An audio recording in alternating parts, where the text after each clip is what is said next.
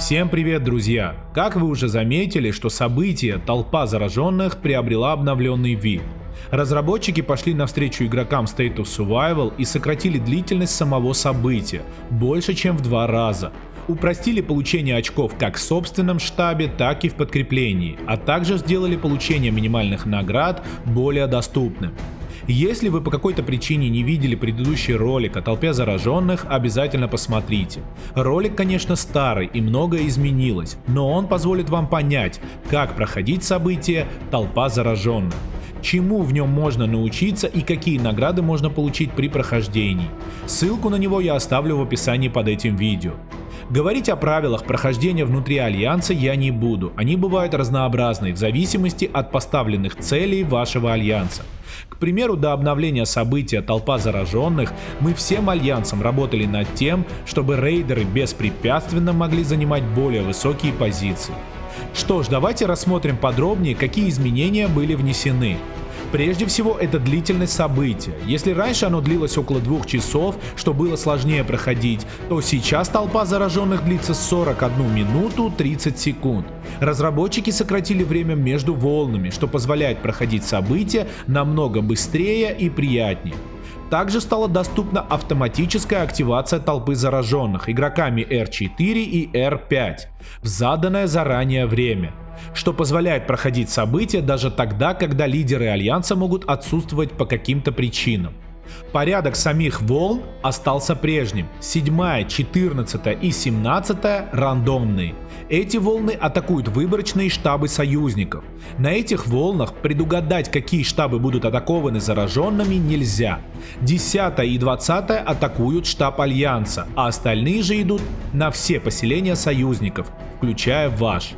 И так как время подготовки между волнами сократилось, лучше всего отправлять подкрепление тем соратникам, которые находятся не дальше, чем 2 штаба от вас.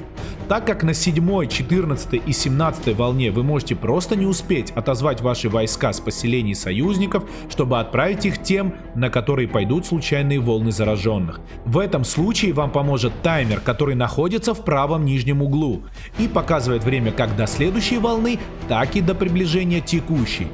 Он поможет рассчитать, успеете ли вы отозвать подкрепление и отправить его тем союзникам, на которых идет случайная волна. На 10 и 20 волне все намного проще, так как перед ним у вас есть 4 минуты подготовки, которых вполне достаточно, чтобы отправить подкрепление в штаб Альянса. Также изменилось получение очков. Если раньше при подкреплении союзников во время атаки зараженных ваш наносимый урон толпе и соответственно очки были разделены с учетом войска товарища, то сейчас вы получите максимальный урон вашего штаба, а союзнику будут предоставлены дополнительные очки в зависимости от наносимого им урона. Таким образом вы сможете получить максимальные очки при обороне своего штаба. А при подкреплении союзников получите 50% очков от наносимого волне урона. Но на 10 и 20 волне, когда толпа зараженных атакует штаб Альянса, очки будут распределены в зависимости от урона, нанесенного каждым игроком, который его укрепил. Дам вам небольшой совет. При отправке подкрепления союзнику не забывайте о том, что лучших героев нужно оставить для своего штаба и поставить их на баррикаду вашего поселения. Также стоит учитывать то, что некоторые герои имеют свойство патруль, что повысит ваши показатели при обороне. А если у вас таких героев достаточно много, то вы можете отправлять подкрепления союзникам с этими героями, что повысит ваши дополнительные очки при подкреплении товарища. Но если их боевые показатели не очень высокие, тогда все же стоит использовать более сильных героев, у которых характеристика и навыки намного выше. И не забывайте, что 10 и 20 волна – это возможность получить очки при обороне штаба Альянса. И в это время можно активировать талант «Массовый марш-бросок» и отправить лучших героев с вашего поселения в штаб Альянса, что также увеличит получаемые вами очки при его обороне. И так как первые 10 волн зараженных не очень сильны при атаке, то лучше всего при подкреплениях союзников и штаба Альянса отдать приоритет пехоте, которая даст возможность заработать больше очков. В дальнейшем больше очков вам могут принести охотники, так как волны будут сильнее и следовательно охотники будут наносить больше урона зараженным. Но если игроки вашего альянса не имеют достаточное количество пехоты в поселении, то и в этом случае стоит отправлять им подкрепление с формацией 60-20-20, так как в противном случае они не смогут выдержать волну, и вы в таком случае получите намного меньше очков.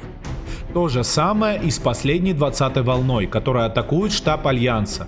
Если ваш Альянс достаточно сильный и соратники отправили достаточное количество пехоты, что позволит выдержать волну, в таком случае вы можете отправить в штаб больше охотников, с помощью которых получите больше очков.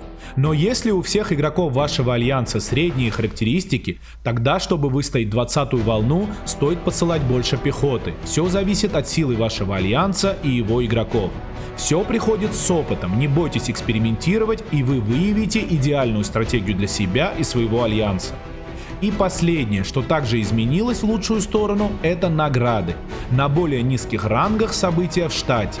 Если раньше, чтобы получить личные награды за ивент «Толпа зараженных» нужно было попасть в топ-100 на доске лидеров, то сейчас, когда я даю возможность получить высшие награды более слабым игрокам и практически не принимаю активного участия в этом событии, я заметил, что получив 261 ранг, я получил личные награды, которые включали в себя 1 907 000 еды, такое же количество древесины, 382 тысячи металла, 96 тысяч топлива, а также 2800 продвинутого сплава, 30 единиц клея и 14 инструментов для снаряжения шефа, что меня приятно удивило, так как это дает возможность развиваться более слабым игрокам.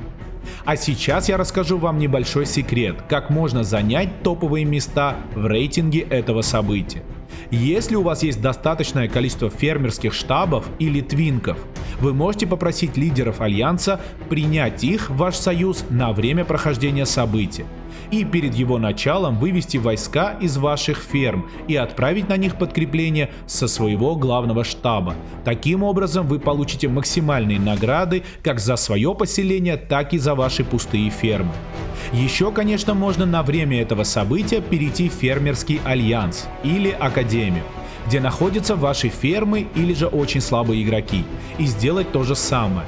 Но в этом случае не стоит забывать, что нужно будет дождаться получения наград и только потом выходить из альянса. А также вы не сможете участвовать в ловушке советчика, когда вернетесь в ваш основной альянс, так как в ней могут принимать участие те игроки, которые находятся в альянсе дольше 2 дней. Также можно создать совершенно новый альянс именно для прохождения толпы зараженных. К примеру, создать несколько десятков ферм и найти единомышленников, и группой товарищей проходить события в специально созданном альянсе. Повторюсь, не забывайте дождаться наград, в противном случае все ваши труды будут напрасны. Итак, друзья, это все, что я хотел вам рассказать об обновленном событии «Толпа зараженных». Если видео вам понравилось, поставьте лайк и пишите в комментарии ваше мнение. Подписывайтесь на мой канал, чтобы не пропустить очередное видео, а также присоединяйтесь к нашему Discord серверу, в котором вы сможете найти для себя много полезной информации и пообщаться с более опытными игроками State of Survival. Ну а я благодарю вас за просмотр, берегите себя и свой штаб. Всем пока!